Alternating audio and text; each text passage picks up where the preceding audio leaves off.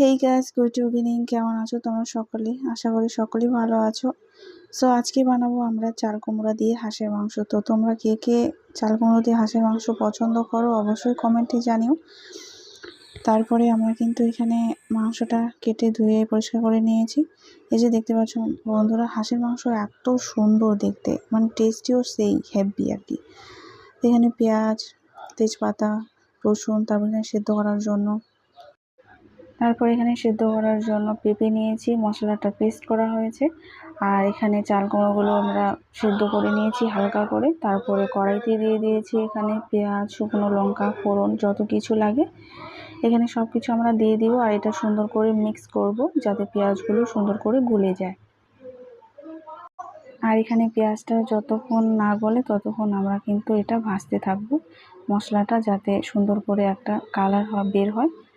আর যখন ভাজা হবে এর মধ্যে আমরা দিয়ে দিব পেঁপেগুলো, এগুলো সিদ্ধ করার জন্য মাংসটা, কারণ পেঁপে দিলে মাংসটা সিদ্ধ করতে অনেকটা সাহায্য করে। তারপরে এটা সুন্দর করে আমরা ভাজবো। আর সাথে দিয়ে দিব কাঁচা লঙ্কা, কারণ কাঁচা লঙ্কার যে একটা সেন্ট বের হয় এটা কিন্তু ভীষণ ভালো লাগে।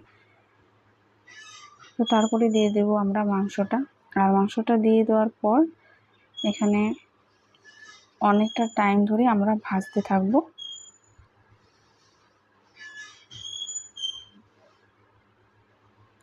তারপর এখানে দিয়ে দেব স্বাদ মতো লবণ। লবণ আগে দিয়ে দেওয়া হয়েছে মশলাতে, তার জন্য আমরা বেশি একটা লবণ দিব না।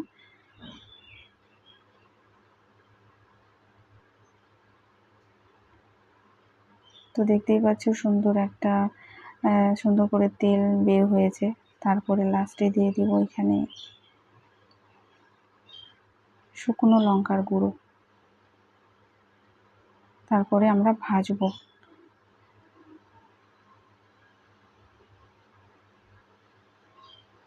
চাল কুমড়োগুলো কিন্তু এখনো দেওয়া হয়নি, ওটা পরে দিব। তো এখন আমরা চাল কুমড়ো দিয়ে দিব।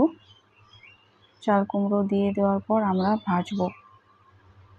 তারপরে সিদ্ধ করার জন্য হালকা জল দেব, ঢাকা দিয়ে রাখবো একটু।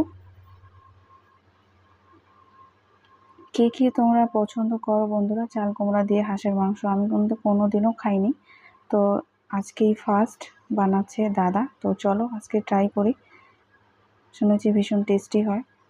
তো পুরোপুরি কমপ্লিট হয়ে গেছে, অনেকটা টাইম নিয়ে কিন্তু রান্নাটা করা হয়েছে। আমি অতটা বড় ভিডিওটা করলাম না বন্ধুরা। তো তোমরা কমেন্টে প্লিজ জানিও যে ভিডিওটা কীরকম হয়েছে, রান্নাটা কীরকম হয়েছে। তোমরা চাইলে কিন্তু এইভাবে বাড়িতে বানিয়ে খেতে পারো। তো চলো আজকে এখানেই টাটা।